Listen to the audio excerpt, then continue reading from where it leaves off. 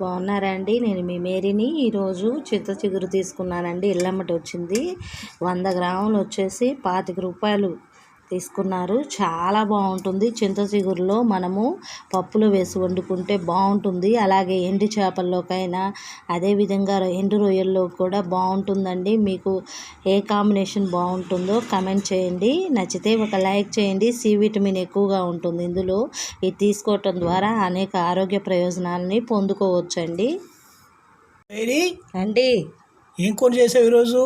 ఏం కూర అంటే చింత చిగురు పప్పు చేశానండి. చింత చిగురు పప్పు అంటే అసలు నోరు ఊరిపోతూ ఉంటుంది కదండి. చింత చిగురు చిన్నప్పుడు అయితే మేము చింతకాయలని పండిని అయితే పంచదార వేసుకొని తినేవాళ్ళం అండి. పచ్చి అయితే కొంచెం ఉప్పు కారంని అద్దుకొని తినేవాళ్ళం. అలాగే చింత చిగురులో సి విటమిన్ ఎక్కువగా ఉంటుందండి. చాలా మంచిది. ఎండాకాలం మనకి చింత చిగురు దొరుకుతూ ఉంటుంది కదా.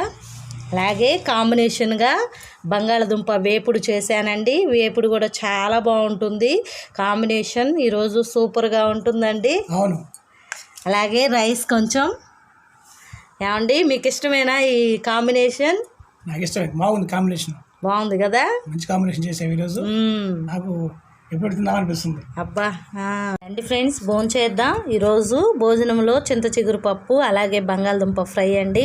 నిజంగా అందరం కూర్చొని కలిసి తింటే చాలా బాగుంటుంది. ఇదివరకు రోజుల్లో భోంచేసేటప్పుడు అందరం కూర్చొని భోంచేసేవాళ్ళం.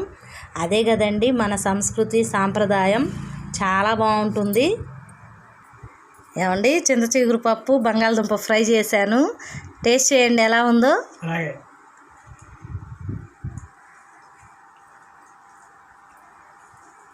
ముందు ఫ్రెండ్స్కి ఒక ముద్ద పెట్టండి. హాయ్ ఫ్రెండ్స్, చింత చిగురు పప్పు ఫ్రెండ్స్. మొదటి ముద్ద టేస్ట్ చేయండి ఫ్రెండ్స్ మీ కొరకే.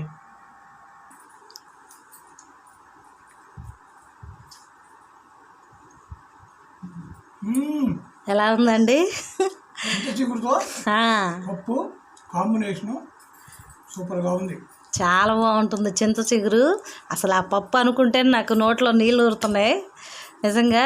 చాలా రోజుల తర్వాత చింత చిగురుతోటి తింటూ ఉన్నాను. చాలా బాగుంది. చాలా అరుదుగా దొరుకుతుంది చింత చిగురు. ఈరోజు మా ఎలికలు వచ్చింది, మా మిస్సెస్ తీసుకొని చేసింది ఫ్రెండ్స్. చాలా బాగుంది.